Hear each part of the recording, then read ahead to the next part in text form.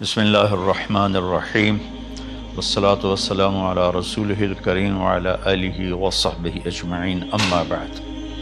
میرے محترم بھائیوں، بہنوں، بچوں، بچیوں، عزیزوں، جاننے والے، نہ جاننے والے، السلام علیکم ورحمۃ اللہ وبرکاتہ۔ کچھ دنوں سے میں قرآن سے اللہ کی پسندیدہ ہستیاں کون ہیں، کہ اللہ کس کو پسند کرتا ہے، ولی دوست کو کہتے ہیں۔ تو اللہ کا دوست کون ہے؟ وہ یہ کوئی وراثتی چیز نہیں ہے کہ ایک بڑے اولیاء اللہ تھے تو اب ان کا بیٹا بھی انہی جیسا ہوگا۔ ہمارے یہاں وراثت چلتی ہے کہ بڑے بزرگ کا بیٹا بھی بزرگ بن جاتا ہے، چاہے وہ کلین شیو ہو، وہ لوگ اس کے پاؤں چوم رہے ہوتے ہیں، جہالت ہے۔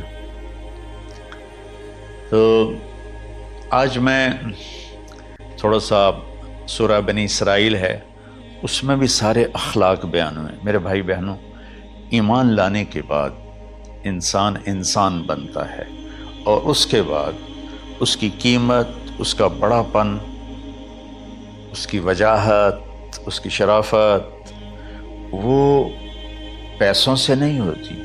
پیسوں سے انسان مالدار تو ہو جاتا ہے، بڑا نہیں بنتا، بڑا نہیں بنتا۔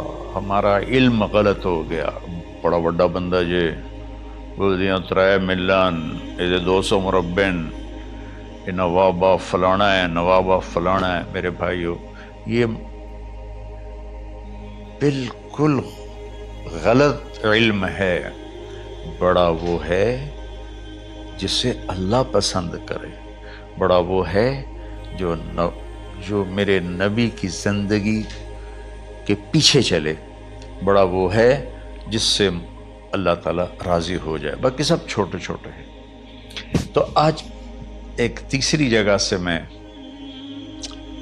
کچھ باتیں قرآن سے عرض کروں گا جن کا تعلق ہمارے ایمان سے بھی ہے، اخلاق سے بھی ہے۔ وہ ہے بسم اللہ الرحمن الرحیم، وَقَضَىٰ رَبُّكَ أَلَّا تَعْبُدُوا إِلَّا إِيَّاهُ بِالْوَالِدَيْنِ إِحْسَانًا إِمَّا يَبْلُغَنَّ عِندَكَ الْكِبَرَ أَحَدُهُمَا أَوْ كِلَاهُمَا فَلَا تَقُل لَّهُمَا أُفٍّ وَلَا تَنْهَرْهُمَا وَقُل لَّهُمَا قَوْلًا كَرِيمًا وَاخْفِضْ لَهُمَا جَنَاحَ الذُّلِّ مِنَ الرَّحْمَةِ وَقُل رَّبِّ ارْحَمْهُمَا كَمَا رَبَّيَانِي صَغِيرًا۔ یہ بہت بڑا مضمون ہے۔ اللہ نے قرآن بھر دیا والدین کے خدمت کے لیے، والدین کی اطاعت کے لیے، والدین کی ماننے کے لیے۔ پہلا جملہ ہے اور تیرے رب نے فیصلہ کیا، ایک مطلب۔ دوسرا، اور تیرے رب نے حکم کیا کہ بندگی صرف اللہ کی ہے، بندگی صرف اللہ کی ہے۔ عبد اسے کہتے ہیں جو ہر بات پہ سر جھکا دے، عبد اسے کہتے ہیں جو ہر بات پہ بچھ جائے، اس کو عبد کہتے ہیں۔ تو اللہ کہہ رہا ہے میرے بندو، میرا ایک فیصلہ ہے اور میرا ایک حکم ہے، میرے سوا نہ تمہارا ہاتھ کسی کے آگے پھیلے، نہ تمہاری گردن کسی کے آگے جھکے۔ ایک دوسرے سے مدد لینا، اس کو ایک دوسرے کی تعاونوں میں آ جاتا، تعاونوا علی البر والتقوی، ایک دوسرے کا ساتھ دو، ایک دوسرے کی مدد کرو۔ میرے نبی قرضہ اٹھاتے تھے۔ میرے نبی جب انتقال ہوا تو آپ کی زرہ 9 وسق پر، وسق 5 من کا ہوتا ہے، تو وہ جو کے بدلے آپ نے زرہ رکھوائی تھی کہ جب میں تمہیں ادا کروں گا زرہ لے لوں گا، اور آپ کا انتقال ہو گیا، آپ زرہ اپنی واپس نہیں لے سکے۔ وہ چیزیں جن کا تعلق صرف اللہ کی ذات سے ہے اور کوئی نہیں کر سکتا، اس میں صرف اللہ کے آگے ہاتھ پھیلا، جیسے ہم کہتے ہیں مدد، نصرت۔ اللہ کہتا میں ہوں، الا ان نصر اللہ قریب، سنو میری مدد تمہارے قریب ہے۔ تو اللہ تعبدوا الا ایاہ، بس ایک چھوٹا سا جملہ اللہ نے یہاں کے، چونکہ یہاں اللہ نے والدین اور اخلاق بتانے تھے تو اپنے لیے صرف ایک جملہ بولا، باقی باتیں بھی اللہ کے لیے ہیں،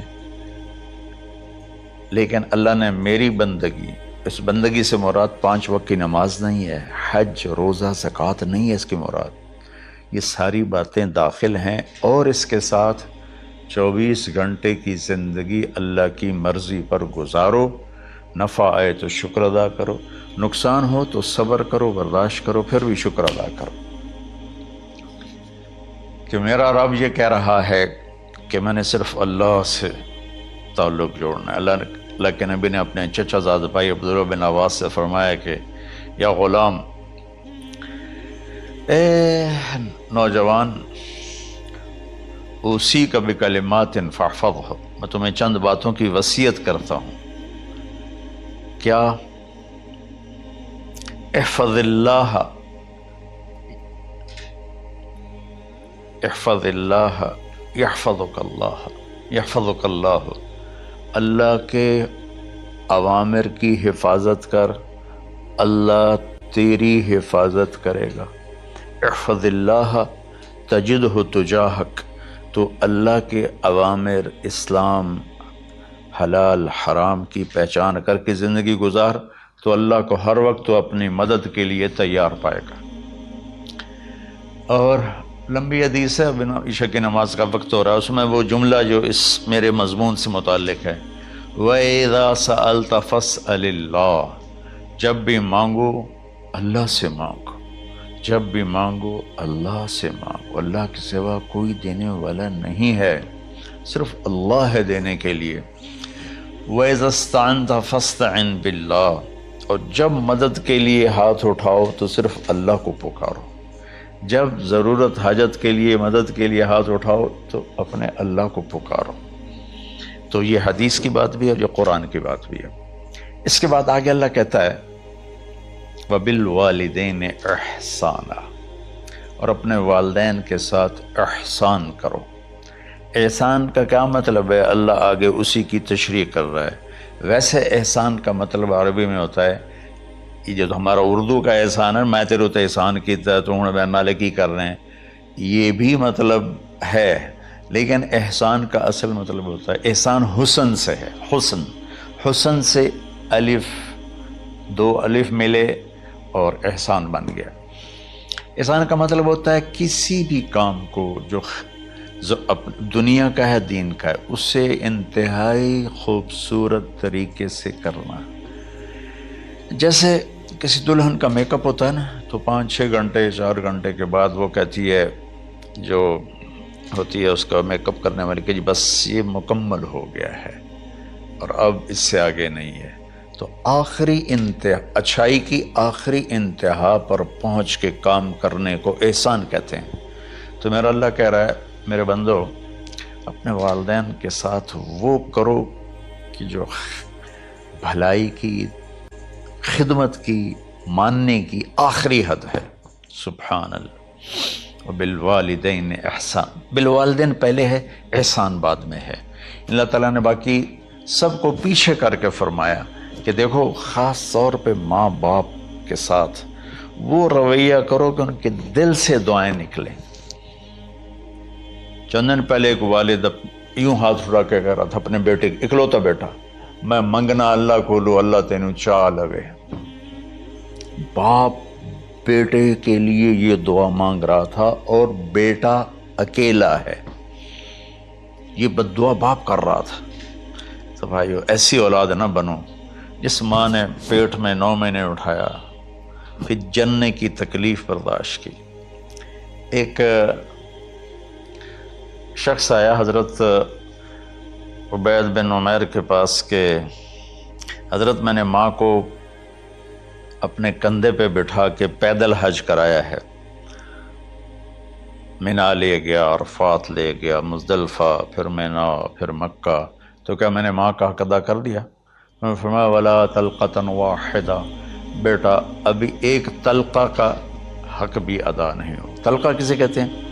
جب بچہ پیدا ہونے کا وقت آتا ہے تو ماں کو دردوں کی لہریں اٹھتی ہیں، وہ اتنی خوفناک ہوتی ہیں کہ ماں چیخ چیخ کے رہ جاتی ہے، اور بعض اوقات ڈیلیوری لیٹ ہو جاتی ہے تو وہ تڑپتی ہے، روتی ہے۔ وہ جو لہریں ہیں نا پیٹ میں آتی ہیں جاتی ہیں، آتی ہیں جاتی ہیں، ایک لہر جو درد کی اٹھتی ہے اس کو کہتے ہیں طلقہ۔ میں قربان جاؤں، انہوں نے فرمایا بیٹا ابھی تیری ماں نے جو تجھے جنا تھا اس وقت جو تجھے درد، وہ تیری ماں نے درد کی لہریں برداشت کی تھیں، اس میں سے ایک لہر کا بھی حق ادا نہیں ہوا، یعنی کہ حق ادا ہو ہی نہیں سکتا۔ یہ مطلب کہ حق ادا ہو ہی نہیں سکتا، کہ بیٹا ابھی ایک کا بھی نہیں۔ پھر حضرت عبداللہ بن عمر سے ایک شخص نے پوچھا کہ اچھا یہ جو آدمی تھا یہ خراسان، یہ ایران میں ہے اور افغانستان میں، یہاں سے ماں کو پیدل کندھے پہ بٹھا کے مکے پہنچا تھا، اندازہ لگا اس نے کتنی مشقت اٹھائی۔ اور عبید اللہ بن عمیر کہتے ہیں بیٹا ابھی ایک لہر کا حق ادا نہیں ہوا۔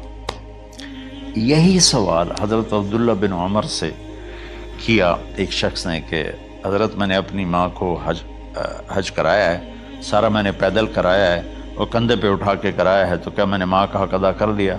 وَلَا زَفْرَةً وَاحِدًا وَلَا زَفْرَةً وَاحِدًا۔ کہ بیٹا تیری ماں نے تجھے پالتے ہوئے جو تھک تھک کے لمبے لمبے سانس لیے، ہوکے بھرے، ابھی ایک ہوکے کا حق بھی ادا نہیں ہوا، یعنی حق ادا ہو ہی نہیں سکتا۔ تو احسان کے آگے تشریح آ رہی ہے۔ تو آج میں صرف اتنی بات کروں گا کہ میرے بھائیوں، میری بہنوں، میرے بچوں، میری بچیوں، اللہ کے واسطے ماں باپ کو دکھ نہ دینا ورنہ اللہ بھی ناراض ہو جائے گا۔ چند دن پہلے ایک بچہ بچی میرے پاس آئے، دونوں میڈیکل اسٹوڈنٹ تھے، کہنے کہ ہم شادی کرنا چاہتے ہیں۔ تو بچی نے کہا جی میرے والدین ناراض ہیں، وہ نہیں، اس رشتے پر راضی نہیں ہیں۔ تو میرے باپ کہتے ہیں اگر تو نہیں یہاں رشتہ کیا تو تیری میری ایک درمیان ایک خط آئے، کھچ جائے گا خلیج، ہم اس پار نہیں آئیں گے تو اس پار نہیں آئے گی۔ میں نے کہا بیٹی جس ماں نے تجھے 9 مہینے پیٹ میں پالا، 2 سال تجھے دودھ پلایا، تیری پوٹیاں پیشاب صاف کیا، تجھے پیمپر باندھے، تجھے اٹھ اٹھ کے راتوں کو اپنی چھاتی سے دودھ پلایا، کیا اب اس کا اتنا بھی حق نہیں کہ تم اس کی رائے کا احترام کرو؟ اتنا بھی حق نہیں ہے؟ تو میں نے کہا بیٹا میری کوئی رائے نہیں ہے، تو اگر تیرے ماں باپ راضی ہیں تو بسم اللہ ضرور کر، اگر راضی نہیں ہے تو دیکھو موت تک تجھے ماں باپ کی دعا نہیں ملے گی، اور ماں باپ کی دعا نہ ملی تو کچھ بھی نہیں ملے گا۔ تو بھائیو دوستو، خاص طور پر آج کے کالج کے نوجوان بچے بچیاں یہ ماں باپ کے ساتھ بہت بدتمیزی کرتے ہیں، چونکہ اس میں والدین کا پہلا قصور ہے کہ انہوں نے ان کو دین نہیں سکھایا۔ بچپن میں انگلش میڈیم اسکول، پھر او لیول، پھر اے لیول، تو انہیں کیا پتہ ماں کون ہے باپ کون ہے۔ ایک پرانی بات ہے، ایک شخص اپنے بیٹے کو لے کر آیا کہ یہ میرا بچہ ہے اور یہ فلاں جگہ شادی کرنا چاہتا ہے اور ہم میں سے کسی کی رائے نہیں ہے اور یہ مانتا نہیں ہے، اور اس کے ساتھ اس نے دھاڑے مار کے رونا شروع کیا۔ تو میں نے بچے کو دیکھا تو یوں کر کے بیٹھا تھا، اس کا باپ رو رہا ہے، ہچ کیوں تو ایسے بیٹھا ہو۔ تو مجھے اچانک خیال آیا، میں نے کہا شیخ صاحب اس کو کہاں پڑھایا تھا؟ کہا جی امریکن اسکول۔ اس کے بعد آسٹریلیا بھیجا تھا مزید تعلیم کے لیے۔ ان کے شیخ صاحب اس بچے کا کوئی قصور نہیں، آپ کا قصور ہے، اس کو تو پتہ ہی نہیں میری ماں کیا ہے میرا باپ کیا ہے۔ ایک ہماری تہذیب تھی وہ ختم ہو گئی ہے، اس میں علم نہیں بھی تھا تو ماں باپ کا۔ میں نے اپنی آنکھوں سے دیکھا، میں نے اپنے دادا کو دیکھا لیکن میں یاد نہیں، لیکن جو میرے دادا کے چھوٹے بھائی تھے ان کو میں سنبھلتا ہوں، ان کو میں نے دیکھا ہے، 3ری 4تھی جماعت تک میں تھا۔ 61 میں ان کا انتقال ہوا، میری 9 سال عمر تھی، تو 8 سال۔ ان کے بیٹے جوان تھے، اور ڈیرے میں جب وہ بیٹھتے تھے تو ان کے بچے ان کے سامنے نہیں بیٹھتے تھے، ان کی پیٹھ کے پیچھے بیٹھتے تھے۔ اتنا ادب، حالانکہ چاروں کے چاروں دین نہیں جانتے تھے، تہذیب تھی، ثقافت تھی، جو آج کی تہذیب نے ہم سے سب کچھ چھین لیا۔ اب بھی آپ جاؤ بیٹا تھر پارکر میں گیا ہوں 2-3 دفعہ، اور وہاں مسلمان نہیں، ہندو عورتیں جب گاڑی گزرتی ہے تو گھونگھٹ کو نیچے کر لیتی ہیں، اپنا چہرے کو فوراً چھپا لیتی ہیں۔ تو خیر بہرحال میں نے کہا شیخ صاحب اس بچے کا قصور نہیں، آپ کا قصور ہے۔ تو میرے بچوں، اپنے ماں باپ کو خوش کرو، راضی کرو۔ ان کا راضی ہونا اللہ کی رضا ہے۔ میں اس کی تفصیل انشاءاللہ آگے بتاؤں گا، آج میں صرف اتنا ہی میں نے تمہید باندھی ہے کہ ماں باپ کا کیا مقام ہے، ان کی کیا عزت ہے۔ ایک شخص آیا، یا رسول اللہ میرا باپ میرے پوچھے بغیر میرا مال خرچ کر لیتا ہے۔ آپ نے کہا بلاؤ، چونکہ بچے کا ذاتی مال اگر ہو تو شرع کے لحاظ سے باپ پوچھ کے استعمال کرے، بغیر پوچھے استعمال نہ کرے۔ جب اسے پتہ چلا کہ میرے بیٹے نے شکایت کی ہے، تو عرب کی شاعری تو مشہور تھی، انہیں دل میں کچھ اشعار پڑھے۔ جو آیا